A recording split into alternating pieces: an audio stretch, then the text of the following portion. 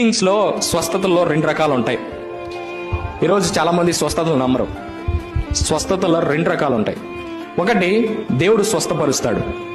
మీకు ఏమన్నా రోగాలు ఉంటే, ఇప్పుడు రక్తస్రావ రోగంతో ఉన్న స్త్రీని దేవుడు స్వస్థపరిచాడు, కానీ పౌల్ని స్వస్థపరచలేదు.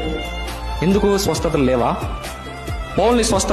పౌలు దేవుడి దగ్గరికి వెళ్ళి, ప్రభువా నాకు ఈ రోగం తీసేయంటే దేవుడు ఏమన్నాడంటే, నా కృప నీకు చాలన్నాడు.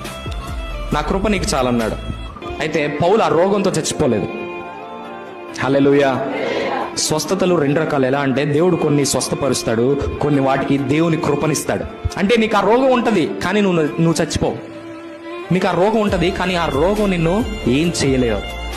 హల్లెలూయా. దేవుడు ఎందుకంటే రోగాలు, ఇప్పుడు కొంతమంది ఏంటంటే, కొంతమందికి ఆ రోగాలు ఉంటేనే దేవుని కోసం ఎక్కువ పని చేస్తారు. నేను చాలా మంది సేవకుల జీవితాల్లో కూడా నేను చూశాను.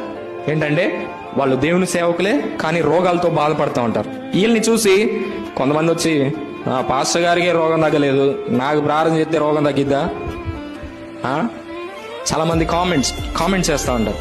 పాస్టర్ గారు అబ్బాయికి ప్రార్థన, ఇప్పుడు పాస్టర్ గారికి స్వస్థత వరం ఉంటే పాస్టర్ గారు ప్రార్థన చేస్తే వాళ్ళ అబ్బాయికి రోగం తగ్గలేదు, నాకేం తగ్గిద్ది అనేవాళ్ళు లేరు? ఉన్నారు.